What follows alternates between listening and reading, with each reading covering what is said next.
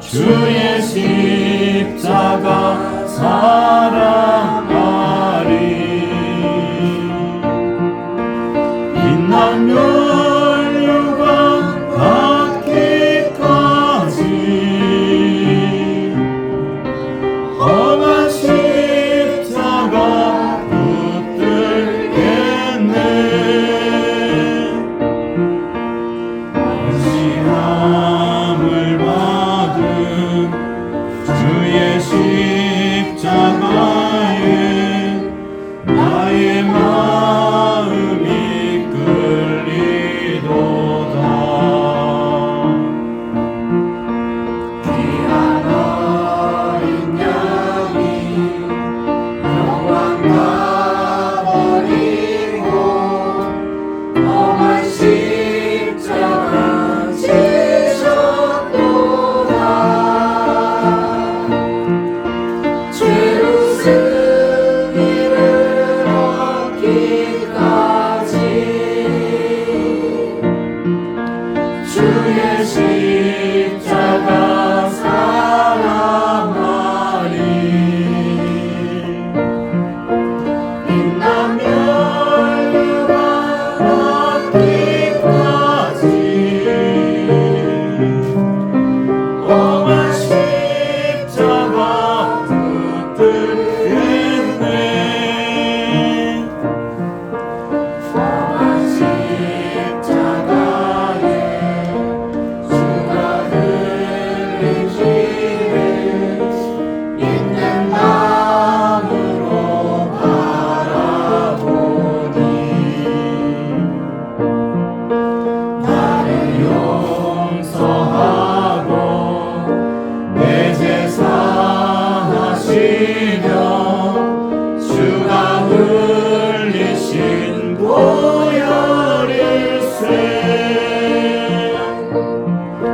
최후 승리를 얻기까지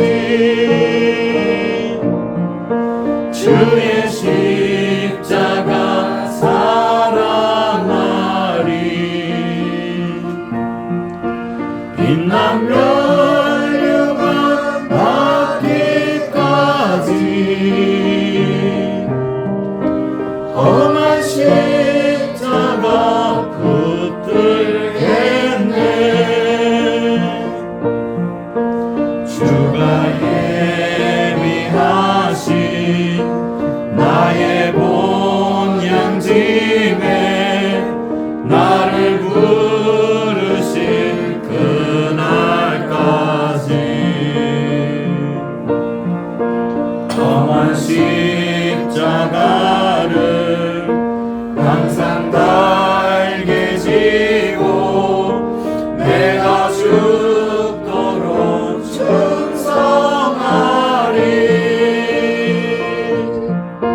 최후 승리를 얻기까지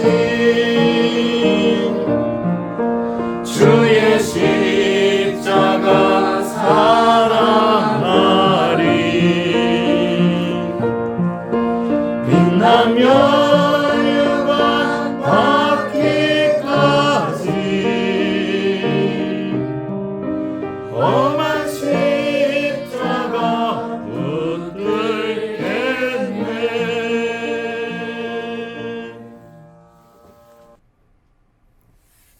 할렐루야. 오늘 말씀은 요한복음 19장 31절에서 37절까지 신약성경 182쪽을 보시도록 하겠습니다. 요한복음 19장 31절에서 37절. 이날은 예비일이라 유대인들은 그 안식일이 큰 날이므로 그 안식일에 시체들을 십자가에 두지 아니하려 하여 빌라도에게 그들의 다리를 꺾어 시체를 치워달라 하니 군병들이 가서 예수와 함께 못 박힌 첫째 사람과 또 그 다른 사람의 다리를 꺾고 예수께 이르려는 이미 죽은 것을 보고 다리를 꺾지 아니하고 그중 한 군병이 창으로 옆구리를 찌르니 곧 피와 물이 나오더라. 이를 본 자가 증거하였으니 그 증거가 참이라. 저가 자기 말하는 것이 참인 줄 알고 너희로 믿게 하려 함이니라. 이 일이 이룬 것은 그 뼈가 하나도 꺾이우지 아니하리라 한 성경을 응하게 하려 함이라. 또 다른 성경에 저희가 그 찌른 자를 보리라 하였느니라. 오늘 본문에는 두 가지 사실이 나옵니다. 예수의 다리가 꺾였느냐 꺾이지 아니하였느냐, 그리고 또 한 가지는 옆구리가 창으로 찔렸느냐 찔리지 아니하였느냐라고 나옵니다. 이 사실들에 대해서 구약에는 처음부터 그 뼈가 꺾이우지 아니할 것을 성경은 계속해서 이야기해오고 있었고, 또 그 찌른 자를 보리라 하신 말씀처럼 옆구리가 찔리게 된다는 것 역시도 이미 구약 때부터 예언을 하고 있는 부분인데, 그 부분을 성취했다는 것을 요한이 기록을 하고 있어요. 이 부분은 요한 이외에는 다른 사람들이 기록하고 있지 않습니다. 왜냐하면 예수께서 십자가에 달려있는 모습을 똑똑히 본 사람은 많은 제자들이 다 도망가 버렸기 때문에 저 멀리서는 볼 수도 있었겠지만, 예수의 가장 가까이에서 예수 모친과 함께 예수의 죽어가는 모습을 본 자는 누군가 하면 요한, 사도 요한, 제자 요한밖에 없습니다. 그래서 제자 요한이 이 부분을 기록을 한 것이고요. 그리고 또 더 중요한 이유가 한 가지 있는데, 제자 요한에서 사도 요한으로 이제 바뀌어 가고 기독교가 이제 좀 퍼져 나갈 때에 당시에 어떤 유행했던 한 이단이 있었어요. 그 이단은 이제 가연설을 주장하는 이단들인데, 이 가연설의 가장 큰 특징은 뭐냐면 예수께서 육신을 입으신 것이 아니라 우리 눈에 보인 것은 환상이었지 실제로 육신을 입은 것이 아니다. 그래서 십자가에 달려 죽을 수가 없다. 육신을 입고 오실 수도 없고 죽을 수도 없다라고 가연설의 주장이 있었던 거예요. 그런데 여러분도 잘 알다시피 예수께서 육체로 온 것을 부인하는 것은 적그리스도라라고 이렇게 요한 2서 1장 7절에 미혹하는 자가 많이 세상에 나왔다. 이는 예수 그리스도께서 육체로 임하심을 부인하는 자라. 이것이 미혹하는 자요 적그리스도니, 육체로 임하심을 부인하는 것이 적그리스도라고 이렇게 말을 합니다. 그러니 예수께서 육체로 오셨다는 사실, 육체로 오셔서 우리 눈앞에서, 사도 요한의 눈앞에서 물과 피를 흘린 것을 똑똑히 보았기 때문에 확실히 그것은 육체로 오신 예수님이 맞다라는 것을 강력하게 주장을 함으로 인하여서 당시에 유행했던 이단이 주장하는 가연설을 반대하고 주님은 분명히 육신을 입고 왔다는 것을 증거하는 겁니다. 그래서 그런 목적에서도 사도 요한은 이 본문의 구절을 써야 했던 부분들 이유가 있는 거예요. 자, 그렇게 해서 구약의 예언이 이제 성취가 되어 가는 겁니다. 성취가 되어 가는데 두 가지 사실들을 이제 우리가 조금씩 한 번씩 보기로 해요. 그 첫 번째 사실이 다리가 꺾이지 않았다는 부분들인데, 여러분들이 건너물 수 있지만 사실 이 부분은 중요합니다. 왜 다리를 꺾어 달라고 요청을 했고, 그러나 예수의 다리를 꺾지 않았다는 부분, 그래서 예언의 말씀이 이루어졌다는 부분들인데, 왜 다리를 꺾어 달라고 했냐 그러면 이제 유대인들이 늘 안식일을 준비합니다. 그날을 귀하게 여기죠. 근데 십자가에 달려준 그날은 예비일, 즉 안식을 준비하는 날이에요. 금요일이죠.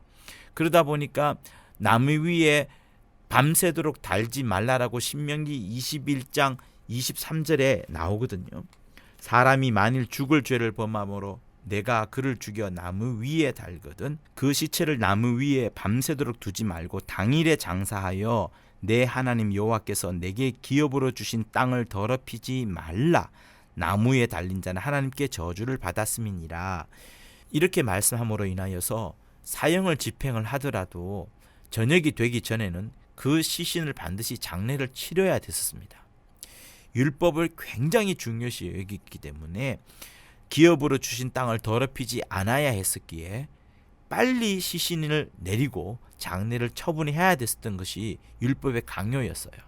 그래서 유대인들은 안식일을 앞두고서 급하게 시신들을 처리해야 되는데 그러려면 십자가에 달린 사람들이 죽었어야 되는 겁니다. 그런데 막상 가보니까 어떻게 됐었어요? 두 강도는 아직까지 살아있었기 때문에 다리를 꺾었고요. 예수께서는 이미 죽은 것을 보고서 다리를 꺾지 않았다는 겁니다. 건강한 사람들은 조금 더 오래 달려 있으면서 다리에 힘을 내 가지고 상체를 좀 높이고요. 그래서 숨을 쉬는 그런 방법으로 그 자기들의 생명을 조금 연장을 했었어요. 그러나 예수께서는 이미 기진맥 힘을 다 쏟아셨기 때문에 예수께서는 다리에 힘 줄 것도 없었고 이미 돌아가셨던 겁니다.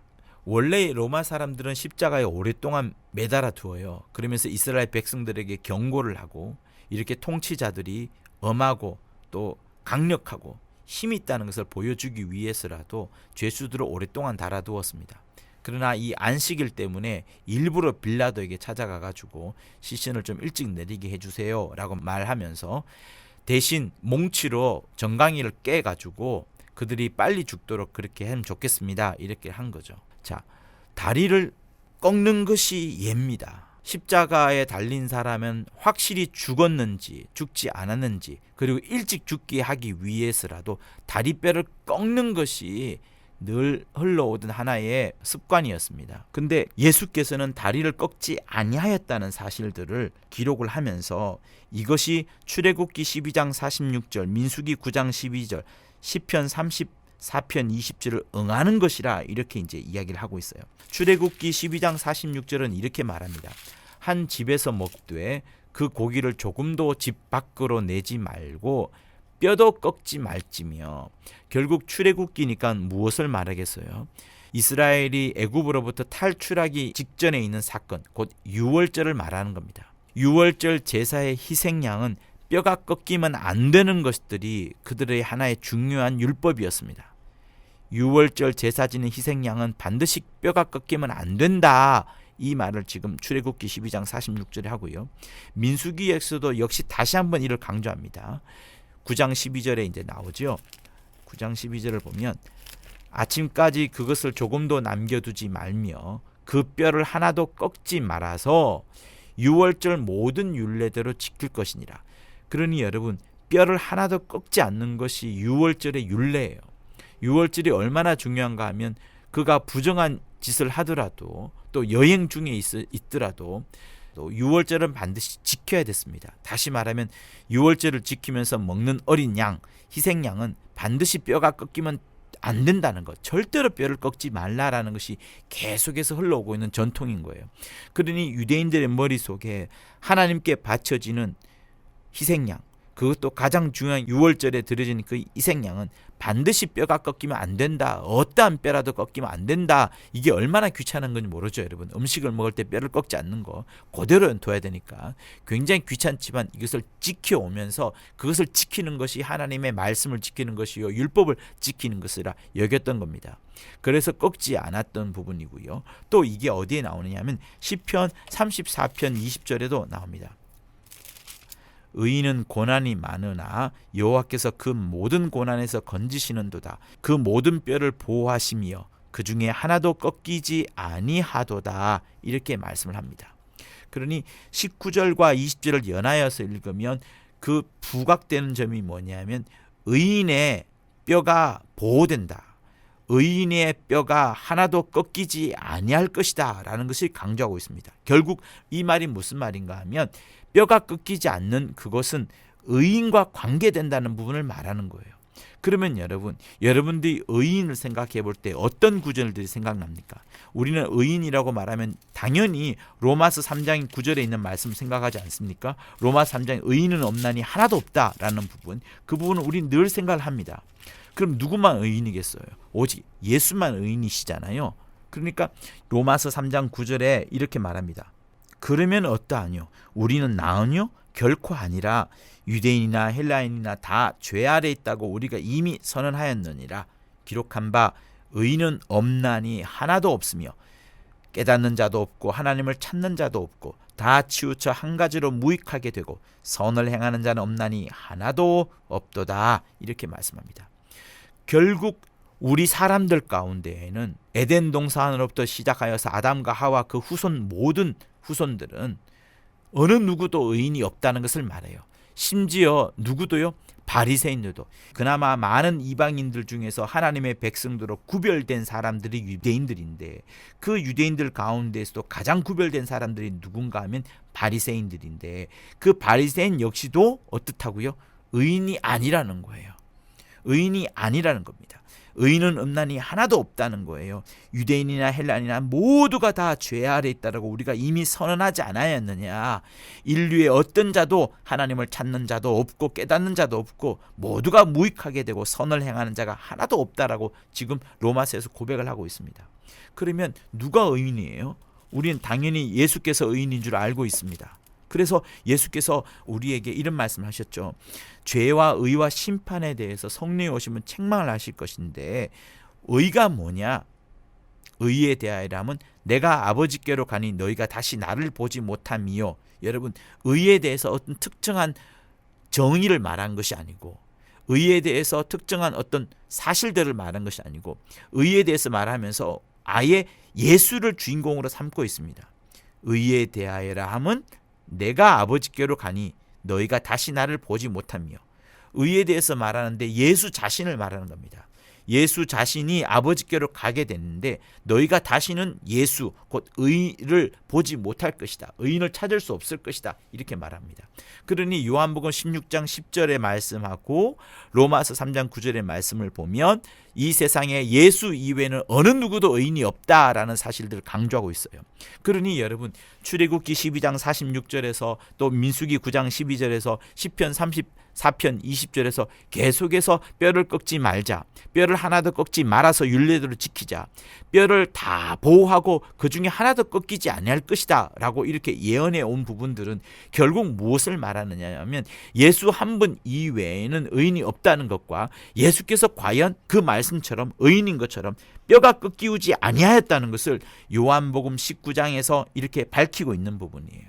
그것을 누가 보았다고요? 요한이 똑똑하게 보았다는 것을 지금 기록하고 있는 겁니다.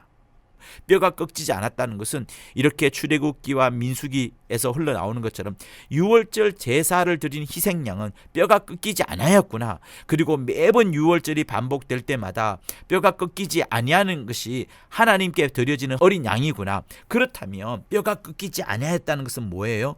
의인이라는 것을 말하는 겁니다. 뼈가 꺾였다는 것은 뭐예요? 죄인이라는 것을 말하는 거예요.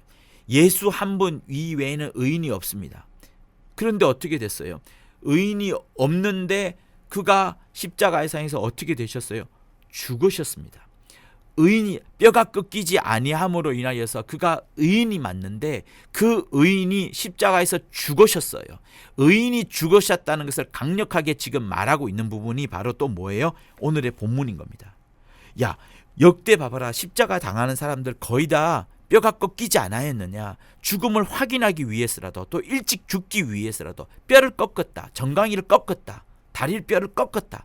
그런데 예수는 다리뼈를 꺾이지 아니하였다. 계속해서 유월절에 희생양은 뼈가 꺾이면 안 된다. 부정해도 여행 중이라도 유월절을 지켜야 됐었는데 그때도 뼈를 꺾지 말아야 됐었다.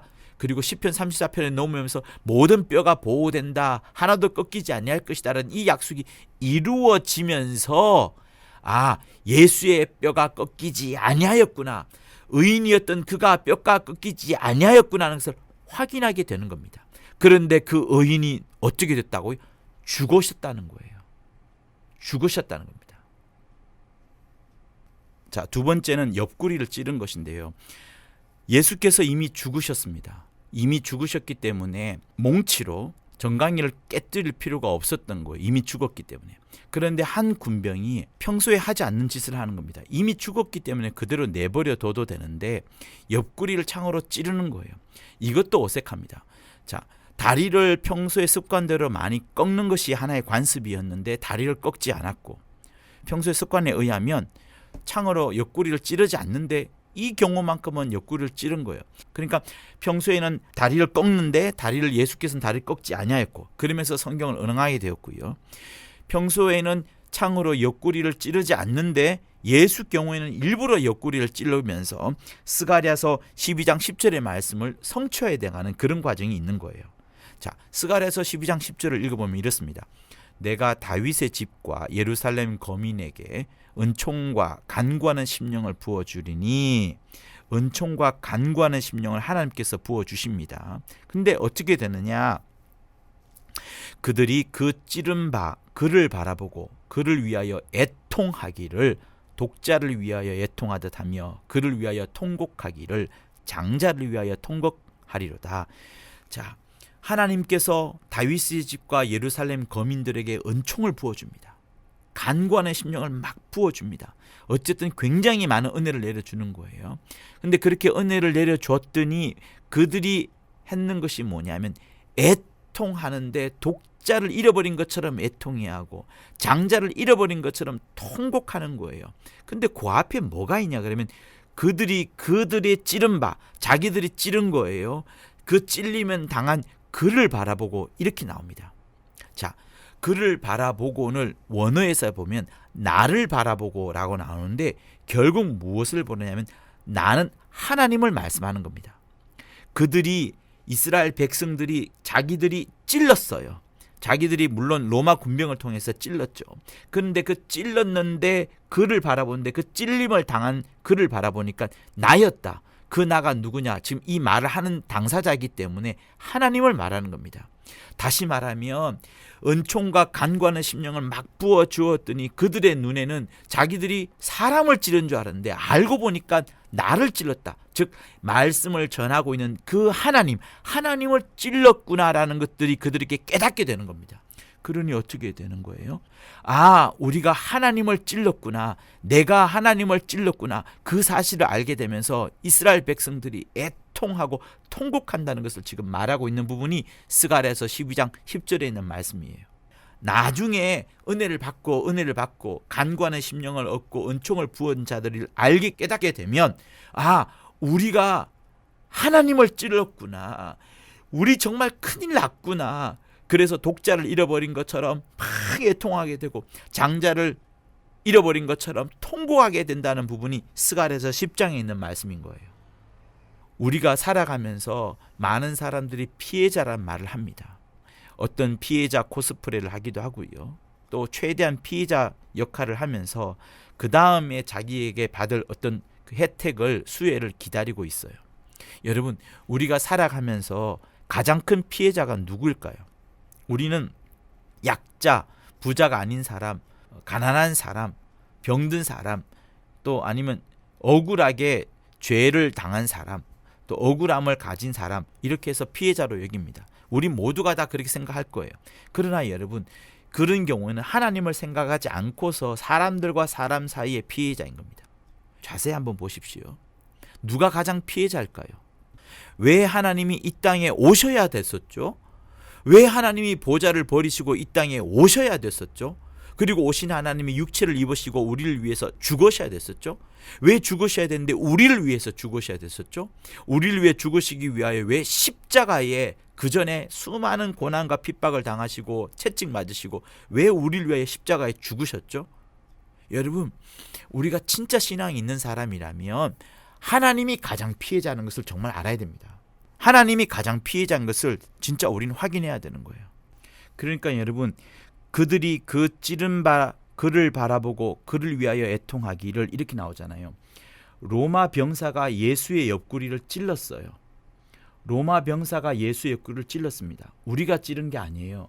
그런데 은혜를 받게 되고 간구하는 심령을 하나님께서 부어주게 되면 그들이 깨닫게 된다는 겁니다. 은혜를 받은 사람들이 깨닫게 되기를 우리가 하나님을 찔렀구나. 내가 하나님을 찔렀구나. 이 사실들을 알게 되면서 그들이 애통하게 되고 독자를 잃은 것처럼 장자를 잃은 것처럼 통곡하게 될 것이다 라고 말씀하는 부분이 스가랴서 12장 10절인 부분이에요. 그러면 여러분 우리는 어떻겠습니까? 우리는 예수 믿은 우리가 진짜 은혜 받았다 그러면 십자가상에서 예수를 찌른 자가 나였구나. 그러므로 이 사실을 아는 나로서는 통곡하지 않을 수가 없고 애통하지 않을 수 없다는 부분을 말하는 것인데, 여러분 우린 진짜로 잊지 말아야 됩니다. 내가 찌른 자가 누구냐면 나는 하나님을 찌른 거예요. 로마 병사가 찔렀지만 사실은 내가 찌른 겁니다. 내가 찌른 거예요. 내가 하나님에게 피해를 입힌 겁니다. 죄인인 우리 아니겠어요? 흙인 우리 아니겠어요? 아무 가치 없는 무가치한 내가 하나님을 찌른 겁니다. 그 사실이 은혜 입은 자의 특징인 것이고 간구하는 심령을 부어받은 자의 특징이라고 이것은 말하고 있는 거예요. 그러니 여러분 한번 따져봅시다. 우리는 세상을 살아가면서 많은 사람들이 억울할 때 내가 피해를 입었다 이런 말을 합니다. 그리고 심지어 부자도 또 권력을 가진 자도 자기가 피해자라면서 그런 피해자 코스프레를 하는 것을 우리는 보게 됩니다. 그러면 우리 모두는 항상 무엇을 바라보는 거예요? 사람과 사람 사이에 있는 일만을 바라보고서 누가 가해자다 누가 피해자다는 이 사실을 보게 됩니다. 그러나 여러분 하나님 우리가 신앙을 하는 우리로서는 신앙을 갖고 있는 우리로서는 무엇을 생각해야 되냐 그러면 우리는 항상 하나님을 우선 생각해야 됩니다.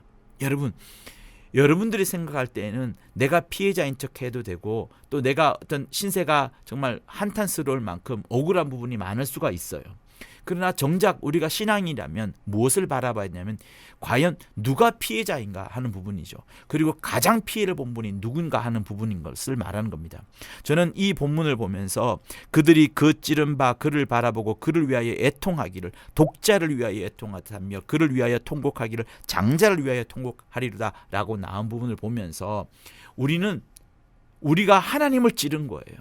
내가 사람을 찌른 부분도 회개해야 되고 사람을 찌르는 부분도 좀 뉘우쳐야 될 부분이겠지만 우리는 하나님을 찔렀습니다. 이게 복음이에요. 이게 진리인 겁니다. 내가 하나님을 찔렀기 때문에 이거 어떻게 할까 하는 그 부분을 지금 말씀하는 거예요. 그래서 여러분 우리 삶 가운데 가장 큰 피해자는 누군가 하면 A라는 사람, B라는 사람이 아니고 바로 하나님인 겁니다. 내가 하나님에게 가장 피해를 끼쳤어요.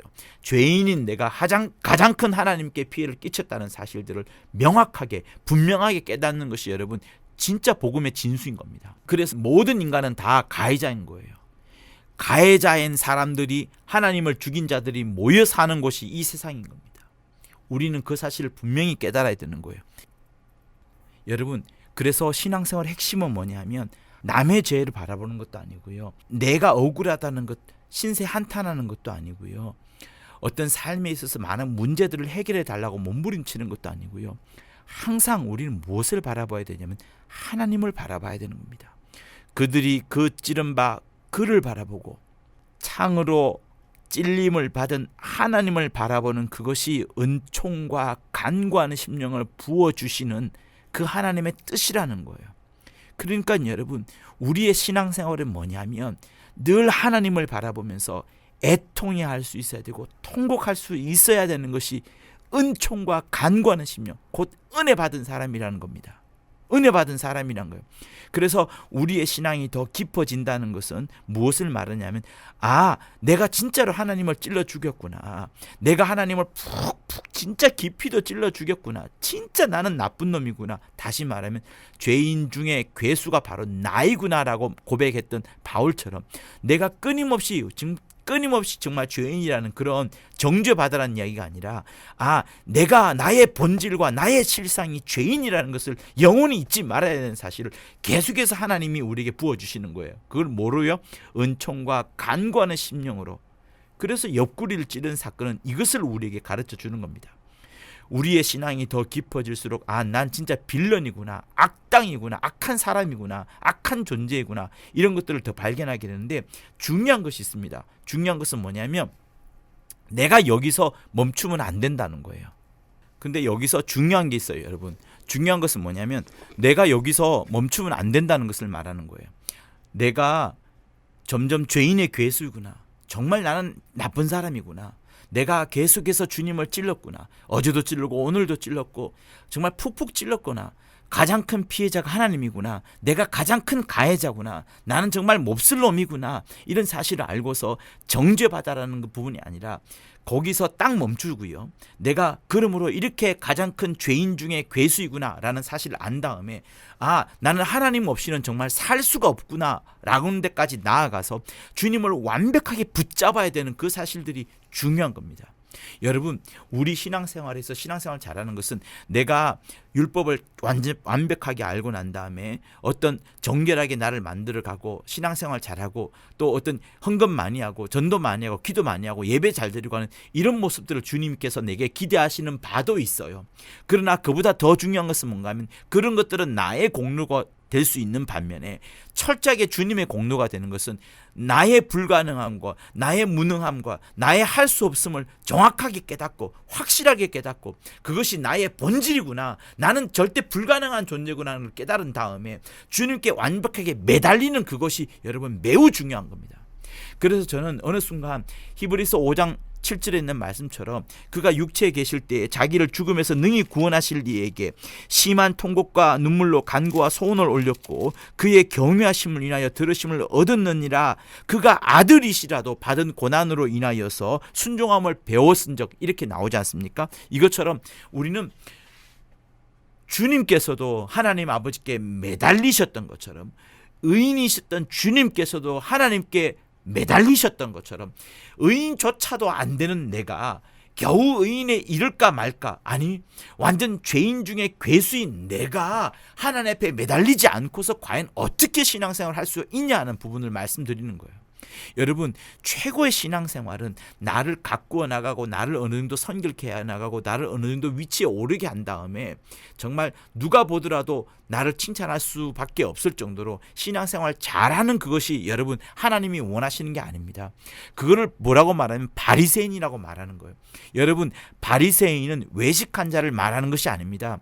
바리새인은 철저하게 완벽한 신앙생활을 한 사람, 완벽한 종교 생활을 한 사람, 완벽하게 흠없는 율법과 윤리와 도덕을 다 지킬 뿐만 아니라 사람들에게 칭찬을 받는 사람들이 바리새인이었어요. 십자가에 달려 죽을 만큼 로마의 그 압제에 반대하여서 그들의 신앙을 공고하게 지켜왔던 사람들이 바리새인이었습니다. 그들을 흠잡을 거 없어요. 그러나 하나님께서는 그들의 공로를 내세움으로 인하여서 하나님을 차단하는 것을 주님은 경계하셨고 그 부분을 매우 혼내셨던 겁니다. 그렇기 때문에 주님이 이 땅에 오셔서 우리에게 가르친 신앙은 무엇이냐 하면 내가 어떠한 위치에 있든지 간에 죄인이면 죄인인 것을 더 깨달은 내가, 본질적으로 죄인을 깨달은 내가 더욱더 하나님 앞에 매달리는 그것이 신앙인 거예요. 여러분, 신앙은 다른 게 아닙니다. 하나님께 매달리고 또 매달리고 또 매달리는 것. 내가 내 보좌에 앉아가지고 내 머리를 쓰고 내 지혜를 쓰고 내 물질을 쓰는 이런 것들을 내려놓고 전적으로 하나님께 모든 것을 맡겨드리고 하나님을 전폭적으로 신뢰하고 하나님께 매달려가 막 엉겨붙어가지고 하나님 없이는 살 수 없습니다라고 몸부림치는 그것이 여러분 신앙이에요. 그래서 내 공로가 전혀 없다, 하나님의 공로로 충만하다, 하나님의 공로밖에 없다 라고 정직한 고백을 하는 것이 여러분 진짜 신앙인 겁니다. 그것을 말씀하시는 거예요. 그래서 그것을 스가랴서 12장 10절에서 내가 은총을 부어주고 간과한 심령을 부어줄 것인데 너희들이 진짜 그렇게 은혜를 받게 되면 알게 되는 것은 뭐냐면 너희들이 찌른 자가 하나님을 찔렀다라는 사실들을 너희가 알게 될 것이다. 그 아는 사람은 애통할 것이고 통공하게 될 것이다라는 것을 말하고 있는 거예요. 그게 여러분 오늘 본문에서 가장 중요하게 우리에게 말씀해 주고 있는 바입니다. 그러므로 여러분 우리는 어떻게 해야 돼요? 내가 진짜로 할 수 없다는 부분들을, 내가 하나님 앞에 내세울 것 하나도 없다는 부분들을 완벽하게 말씀을 드리고 고백을 하고 하나님을 전적으로 의지하는 그것이 우리의 최고 신앙인 겁니다. 그런 자는 교만할 수도 없고요. 그런 자는 이 땅에 희망을 가지도 않고요. 오직 저 하늘 영원한 나라를 소망하면서 그 소망을 두고서 하루하루 하나님께 모든 것을 맡겨드리고 그의 처분에 자기 자신을 의지하면서 나아가는 자, 성령으로 충만한 자가 되어가는 겁니다. 그런 여러분이 되실 것을 예수 이름으로 부탁을 드립니다.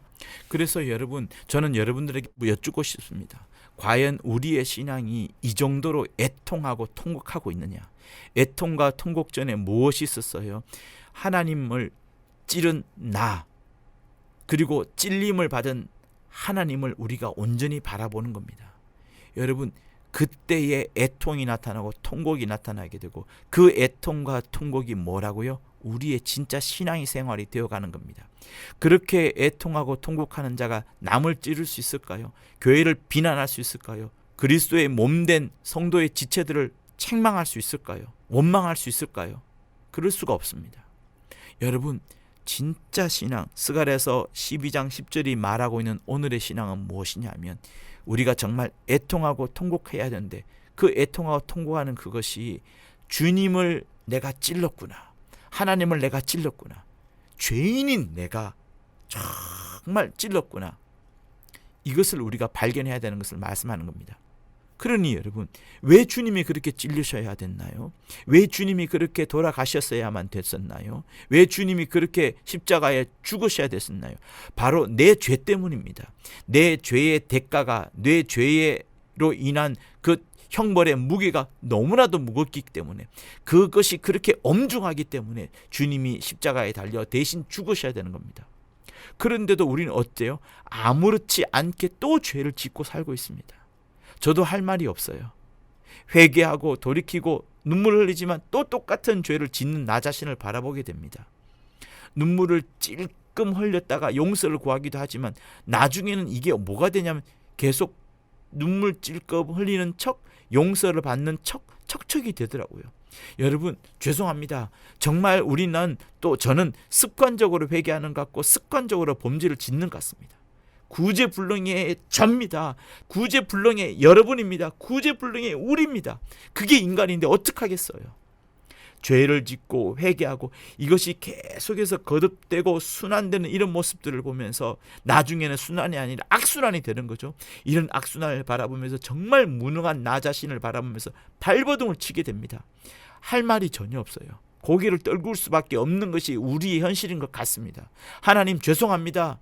이게 저예요. 이게 우리예요. 어떡하겠습니까? 그래서 여러분, 우리의 노력과 우리의 힘으로 안 되기 때문에, 지난주에도 말씀드렸던 것처럼 예수께서 대제사장의 기도로서 저희를 진리로 거룩하게 하옵소서, 아버지의 말씀은 진리니다 라고 말씀하시면서 우리에게 거룩하라라고 말씀하지 아니시고, 우리에게 거룩하라라고 부탁하지 아니하시고, 우리에게 귀신 쫓아라 말씀 전하라 하는 것은 부탁하고 명령하셨지만, 우리에게 거룩하라고 부탁하지 아니하시고 분부하지 아니하시고 다른 것을 부탁하시고, 오히려 거룩을 누구에게 간구하셨느냐, 누구에게 몸 바쳐서 자기 몸을 다 바치시고 십자가에서 피와 땀을 다 쏟아내시면서까지 하나님 앞에 간구하시는 분이 주님 아니십니까? 하나님의 몫으로 돌리신 거예요. 우리는 할 수 없기 때문에, 그래서 아까 우리가 봤던 것처럼 시편 34편 20절에 있는 그 말씀 있죠. 모든 뼈를 보호하시며 그 중에 하나도 꺾이지 아니하도다 라고 나오는 그 시편 34편 20절 그 후반부의 끝절에는 뭐냐면, 그 의인에게 뼈를 보호하심을 받은 자, 하나도 꺾이지 않는 그 의인에게 피하라 라고 말씀이 나오는 겁니다. 우리의 도덕, 우리의 윤리 잘 지킴, 우리의 거룩, 이런 것들로서 우리의 수고로 하는 그런 공로로서 하는 것이 아니라 예수께 피하라고 말씀하고 있는 거예요. 피하라고. 내가 신앙생활 잘하는 것은 나 이 정도로 신앙생활 잘해서라고 뽐내는 것이 아닙니다. 그것을 바리새인이라고 말하는 거예요. 바리새인은 절대로 하나님 앞에 건짐을 받을 수가 없습니다. 바리새인은 계속해서 자기 공로를 드러낼 수밖에 없기 때문에 그래요. 이런 사람은 결코 자기가 하나님을 찔렀다라고 생각하지 않습니다. 이런 사람은 애통해하지 않고 통곡하지 않습니다. 그런 사람은 어떻게 돼요? 예수를 혹시나 우리의 구원자로 여길다 할지라도 구원 자체를 위한, 인간의 구원 자체를 위한 인본주의로 흐를 수밖에 없습니다. 하나님을 하나의 보험 처리사로, 하나님을 하나의 자기 문제 해결사로 알 뿐이지 자기 주인으로, 왕으로, 진짜 하나님으로 대접하지 않습니다. 여기서 성도와 바리새인이 구별되는 거예요. 여기서 참 신자와 참 성도와 거짓 성도가 구별되는 거예요.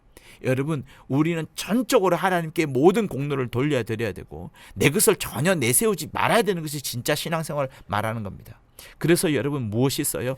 마태복음 5장 4절에 그 말씀이 있습니다. 애통하는 자는 복이 있나니 저희가 위로를 받을 것이며.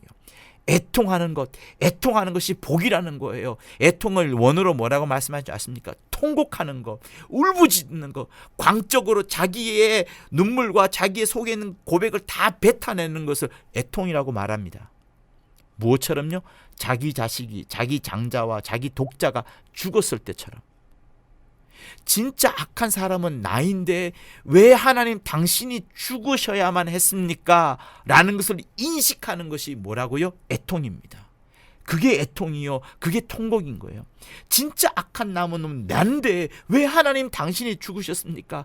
당신이 진짜 피해자입니다. 나는 가해자입니다. 이 세상의 모든 인간들이 결국 뭐예요? 가해자인 겁니다. 누구를 향하여? 하나님을 향하여. 우리가 누군데 흙밖에 되지 않는 흙 말이에요. 더스트. 흙밖에 되지 않는 우리가 그 하나님께 엄청난 피해를 우리가 입혀드린 겁니다. 그래서 애통이라는 것은 그 사실들을 분명히 아는 것이지 내 신세 한탄하면서 울고 짜고 통곡하는 이게 여러분 애통이 아니에요. 그것은 잘못 알고 있는 겁니다. 우리의 관점은 항상 나를 바라보지 말고 또 남을 바라보지도 말고 우리의 관점은 절대 타자인 절대 남이라고 할 수 있는 하나님을 바라볼 수 있어야 되는 겁니다. 하나님을 바라보고서 내가 통곡하고 애통해야 되는 것이지 나의 신세 한탄이나 나의 억울함이나 나의 어떤 정말 이 분통스러운 상황을 놓고서 애통하는 거 아니에요. 그러니까 뭐예요? 교회가 어떤 법적인 분쟁 중에 들어서 어려운 현실이 빠졌다 할지라도 그것만을 갖고서 애통하는 것, 그런 현실도 여러분 애통할 게 아니에요. 그것을 눈물 흘리는 것도 애통이 아닙니다. 나라에 위기가 닥쳐왔어요. 독립을 못합니다. 여전히 식민 상황에 있어요. 그거 기도하면서 눈물 흘리는 그것도 애통 아니에요. 우리의 애통은 뭐냐? 여러분 이게 복음입니다. 진짜 중요합니다. 우리의 애통은 무엇이냐면 찔리신 하나님을 바라보는 것이 애통인 거예요. 찔리신 하나님을 바라보는 것이 진짜 애통인 겁니다. 그 외의 모든 슬픔과 눈물은 다 가짜인 겁니다. 진리를 가로막는 거예요. 진리를 가로막지 않으려면 우리는 하나님을 바라봐야 되는 거예요. 내가 오늘도 어제도 내일도 하나님을 찌를 수 있겠구나. 그 사실들을 알고서 내 본질은 나의 본성은 죄인이구나. 나는 정말 구제불능이구나 라는 사실들을 알고서 다시금 하나님께 매달리는 그것이 여러분 신앙인 거예요. 주님은 지금 그것을 말씀하고 있는 겁니다.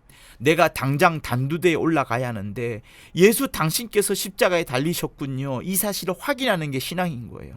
이걸 갖고서 애통하고 통곡해야 되는 것이 우리의 몸부림쳐야 되는 그 부분인 겁니다. 근데 여러분 아시죠? 이것도 사실 잘 되지 않습니다. 우리는 이렇게 불쌍한 인간들이에요. 이렇게 구제불능인 인간들인 겁니다.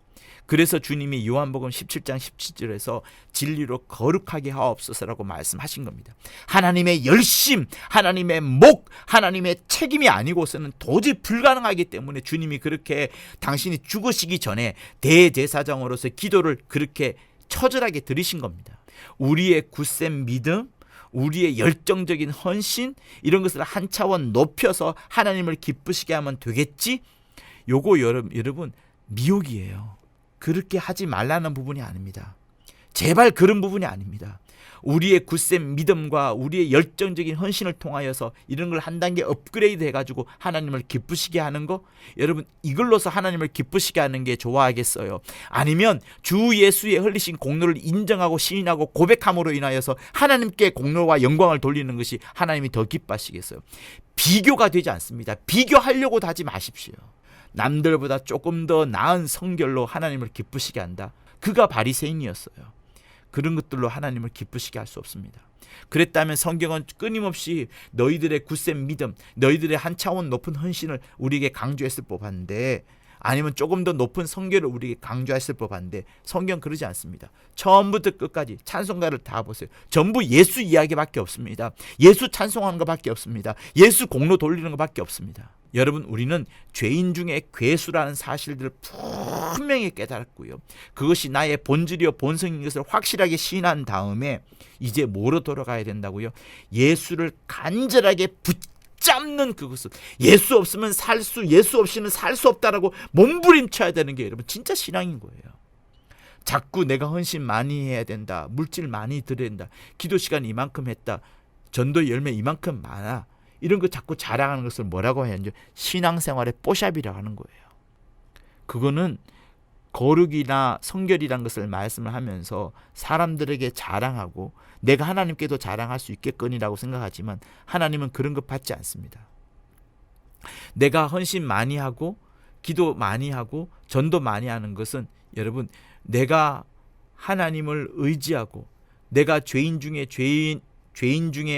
괴수란 사실을 깨닫고 하나님께 매달리고 붙잡으면서 자연스레 나타나는 내가 하나님의 은혜를 알았으니 자연스레 헌신하는 것이고 어떤 때는 많이 하기도 하고 어떤 때는 적게 하기도 하고 어떤 때는 기도를 많이 하기도 하고 어떤 때는 기도 전혀 하지 않기도 하고 어떤 때는 예배드리러 가다가도 어떤 때는 뒤로 돌이켜서 강도 만난 사람을 살려내기도 하고 이런 성령이 내 안에서 마음껏 역사하시는 이것이 신앙생활인 것이지 남들에게 자랑하고 뽐내려고 어떤 공적 쌓으려고 신앙생활하는 게 아닙니다. 여러분 성경도 마찬가지예요. 우리가 말씀을 많이 읽잖아요. 그러다 어떤 데는 암기까지 합니다. 그런데 많이 안다고 하여서 교만해지면 어떻게 될까요? 그것은 안 읽는 것만 못한 겁니다. 성경이 나를 꿰뚫어 보도록 해야 되는 거예요. 내가 성경을 많이 읽고 나서 성경 지식을 많이 채워서 그것을 자랑하고 뽐내고 내 스스로 만족해하는 이것은 신앙생활 아닙니다. 오히려 성경이 나를 꿰뚫어 보면서 너는 죄인이야, 너는 또 죄인이야, 또 죄인이야, 너는 예수 없이는 살 수 없어라고 끊임없이 지적해주고 밝혀주고 발각시켜주고 폭로시켜주는 그것이 신앙생활이에요. 성경 암송 많이 해가지고 뽐내는 거 다 소용없습니다. 심지어 여러분 성경대로 살아보려고 하는 그거 있죠. 그것도 아닙니다. 비슷하지만 아니에요. 그것은 성경을 율법으로 바라보는 것이고 율법으로 바라보다 보니까 바리새인처럼 살려고 하는 모습과 다르지 않습니다. 여러분 복음이라는 것은 예수를 붙잡으라는 거예요. 예수 없이는 살 수 없다라고 정확한 고백을 하는 것이고 진짜 내 삶 가운데 예수만을 의지하는 것이고 예수께 처분을 맡겨 드리는 것이고 예수께 내 모든 결정을 주의 손앞에 올려드린 것을 말하는 겁니다. 예수께서 히브리서 5장 7절로 말씀하셨다는 사실들을 여러분 절대로 잊지 마십시오. 주님은요 십자가에 달려 죽으시는 것은 그가 하실 수 있는 부분이에요. 하나님께서 명령하셨고 하나님의 뜻이기도 합니다. 그래서 십자가에 달려 죽을 수 있어요. 그런데 여러분 부활이라는 것은 주님의 뜻대로 되지 않습니다. 부활이라는 것은 전적으로 하나님의 처분에 맡겨져야만 되는 거예요. 하나님이 살리지 않는 이상은 예수 스스로가 절대로 살아날 수가 없습니다. 주님은 당신의 생명을 우리한테 전부 다 주었고요. 그래서 예수 당신에게는 단 하나의 생명도 없습니다. 한 방울도 없어요. 그래서 하나님이 살려주지 아니하시면 아버지께서 살려주지 아니하시면 도무지 살아날 수 없기 때문에 주님은 십자가에 달리는 것까지는 했지만 부활하는 것만큼은 전적으로 하나님 아버지께 전적으로 맡겼기 때문에 그래서 그가 십자가에서 간과하신 거예요. 육체에 계실 때에 자기를 죽음에서 능히 구원하신 이에게 심한 통곡과 눈물로 간구와 소원을 올렸고 그의 경외하심을 인하여 들으심을 얻었느니라. 아들이지만 그렇게 받으신 고난 때문에 순종함을 배웠다라고 했던 거예요. 여러분 예수께서도 하나님 아버지를 붙잡으셨어요. 더 붙잡으셨습니다. 우리의 신앙생활도 예수를 더 붙잡는 거예요. 또 붙잡는 거예요. 바리새인처럼 여러분의 수준을 올려가지고 헌신 많이 하고 기도 많이 하고 전도 많이 하고 어떤 수준 높아진 이것을 말하는 게 신앙생활 아닙니다. 그거 하라고 하나님께서 당신의 피를 이 땅에 쏟으신 거 아니에요. 당신의 피를 쏟으면서 하나님만 예수만 의지하라고 말씀하시는 겁니다.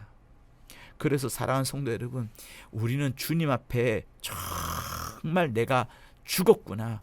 내가 죽을 만큼의 고통, 창자가 끊어질 만큼의 애통함이 내게 있어야 되는 거예요. 나는 죽었구나. 목사로서의 명예도 다 떨어졌구나. 나는 목사도 아니구나. 신자도 아니구나. 나는 성도도 아니구나. 스가랴서 12장 10절의 말씀이 처절하게 내게 적용이 돼야 되는 겁니다. 정말 애통해야 되는 거예요. 고통스러워야 되는 거예요. 나는 더럽구나. 나는 추악하구나. 나는 불가능하구나. 나는 예수 믿는 사람이 아니라는 말을 들을 정도로 완전 죄인이구나. 죄인 중에 괴수구나 하는 것이 들통나야 되는 거예요. 나 스스로에게도 들통날 뿐만 아니라 남에게도 들통나면 좋겠어요. 그렇게까지 처절하게 낮아질 수만 있다 그러면 낮아져야 되는 것이 주님이 원하시는 겁니다. 여러분 이것이 양심을 통하여서 이렇게 찔림을 받게 되면 우리는 견디지 못할 거예요. 그러나 우리는 양심을 이미 화인맞게끔 했습니다. 성령이 이를 노출시켜 줘야 되는 거예요.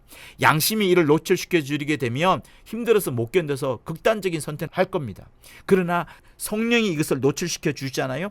그러면 힘들지만 그때부터는 예수를 붙잡게 되는 겁니다. 그때부터는 애통함과 고통이, 그때부터는 애통함과 통곡이 위로가 되는 거예요. 기쁨이 되는 거예요.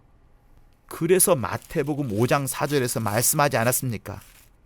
애통해하는 자는 복이 있나니 저희가 위로를 받을 것이요, 심령이 가난한 자는 복이 있나니 천국이 저희의 것입니다. 의에 줄이고 목마른 자는 복이 있나니 저희가 배부를 것이니라.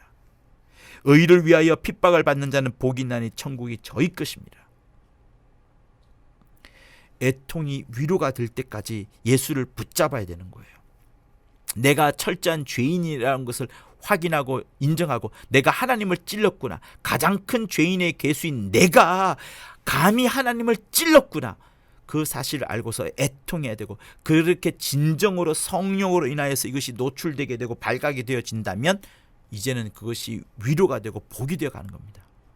그래서 바울도 고백을 했던 거예요.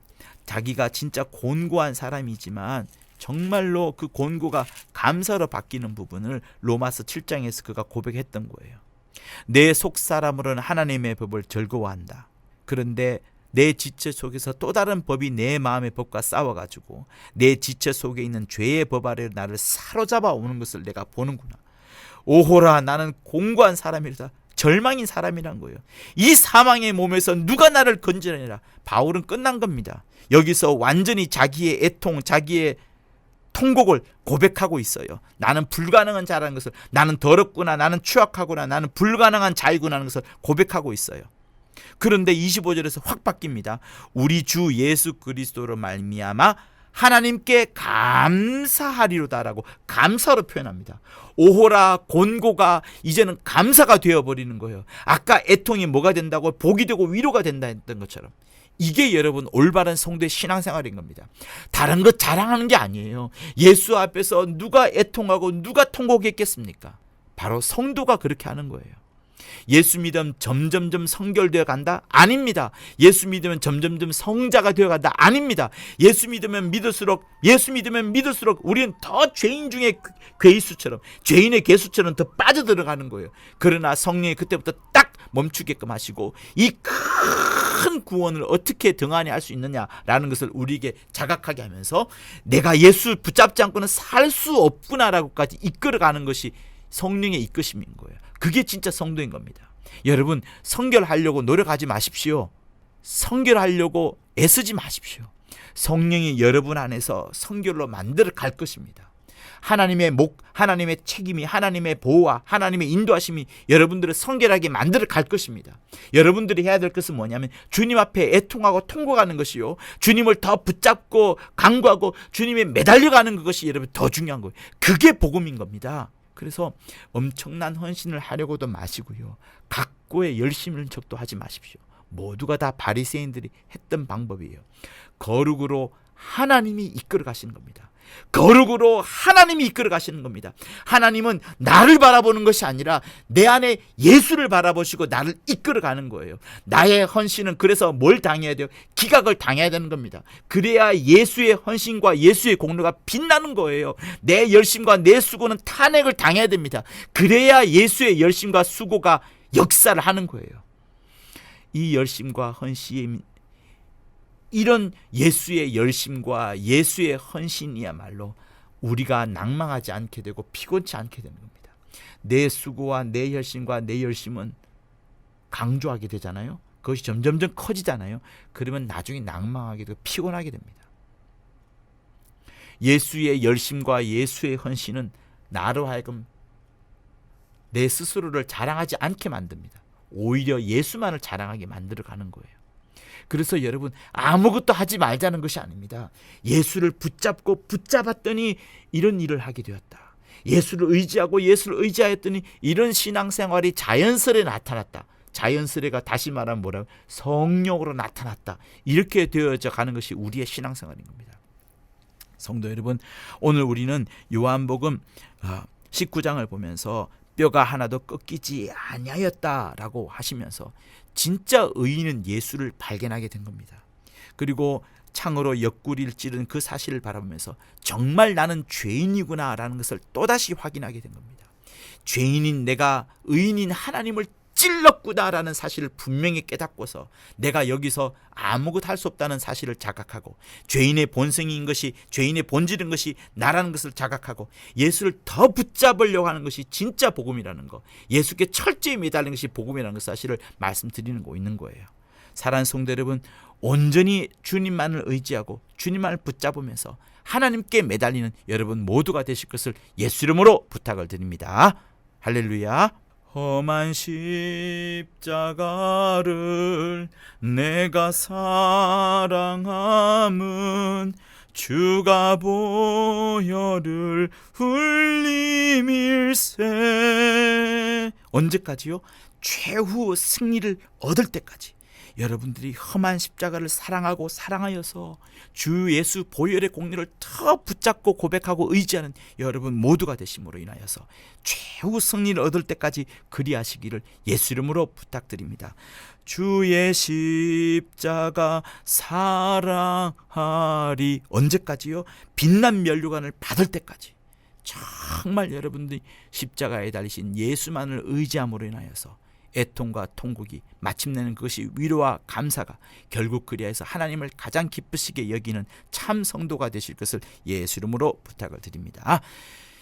이제는 뼈가 꺾이우지 아니하고 그의 옆구리에 창을 찔리신 주 예수의 은혜와 하나님 아버지의 극진하신 사랑과 성령의 감화 감동 역사케 하심이 주의 진리의 말씀을 쫓아 살아가는 모든 성도들 위해 영원토록 함께 있을지어다. 아멘.